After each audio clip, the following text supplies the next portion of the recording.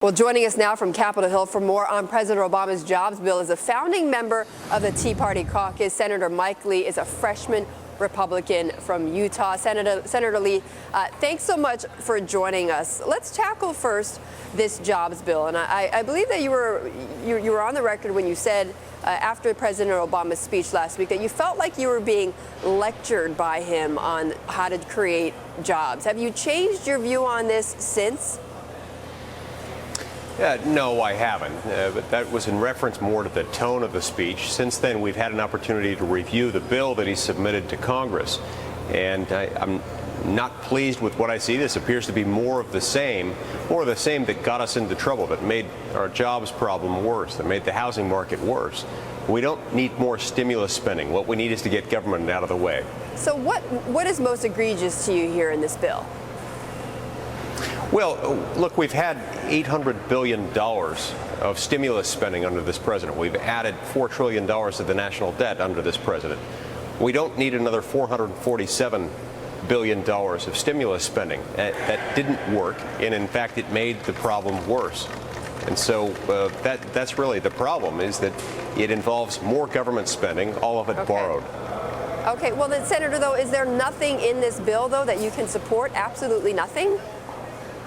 I wouldn't say there's absolutely nothing. I mean, I think I could get comfortable with some things like, for example, extending the accelerated depreciation for acquisition of manufacturing equipment. You know, there are things like that in there that I'm comfortable with. But then we were told by David Axelrod, speaking on behalf of the president's campaign recently, that this isn't an a la carte menu. This is a take it or leave it proposition. If that's the case, I'm a no. I'm a no. Okay, so you're one of those. You're one of those who are going to vote against this bill, and you know, some are saying, is it dead on arrival? Part of the bill also, or part of the talk about obviously the jobs and reducing the deficit, is entitlement reform. And I know you want to reform Social Security, you want to reform Medicare and Medicaid. Do you want to do away with those programs entirely, or what do you propose? Well, I don't think there's anyone who is proposing to do away with those programs entirely. But as I've been saying for a long time, and as I explain in my book, The Freedom Agenda, what we have to do is put a restriction in the Constitution on Congress's borrowing power that limits Congress's ability to add to our already huge debt. And until we do that, until we adopt the balanced budget amendment, which 75% of all Americans support, I think it's going to be difficult for Congress to get things moving in the right direction. That's why I continue to push this. Right, but I mean, and you say that there aren't, you know, a lot of people who are saying that to do away with these programs entirely, but you've got somebody like Governor Perry who says Social Security is a Ponzi scheme. Do you share that view? Well, look, this is a fund that the government has promised to the American people, and then Congress for decades has been raiding it. It's been raiding it to pay for its present obligations, even while telling the people that it's holding off in the future. It certainly has used it as a Ponzi scheme. So you do share that view then? I share the view that it has been operated in many of the same respects that a Ponzi scheme would be operated. I don't think there's anyone here who seriously disputes the fact that it shares some of those same characteristics. So how would you reform Social Security specifically then? I have a proposal that I've introduced with Senator Rand Paul from Kentucky and Senator Lindsey Graham from South Carolina that would make Social Security solvent over a 75-year period. That's considered indefinite solvency.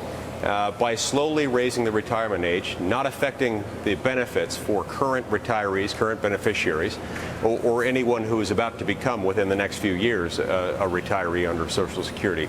Also by imposing some means-based testing.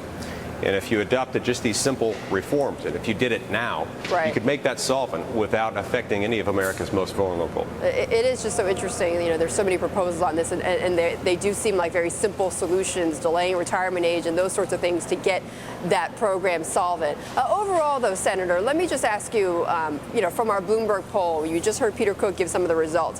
One of those that I found the most interesting was that despite, you know, I know the criticisms from the Republicans on President Obama and on the Democrats, most Americans, more Americans are unhappy. 45% are unhappy with the way congressional Republicans are running Washington. What do you make of that? Well, look, you can't take any one poll in isolation.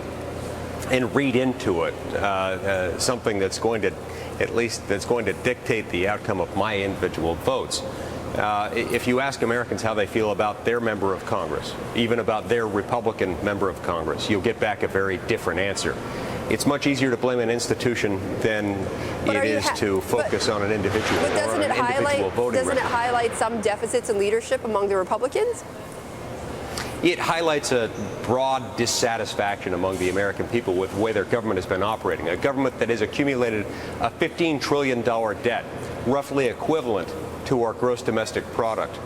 And that debt is continuing to grow at a staggering rate of about $1.5 trillion a year without any plan in place to solve the problem. Now, Republicans and Democrats have contributed to this problem. Republicans and Democrats, many of them, not including me, voted to raise the debt limit by an almost $2.5 trillion earlier this summer. Right. So, yeah, if there's dissatisfaction, I don't blame them.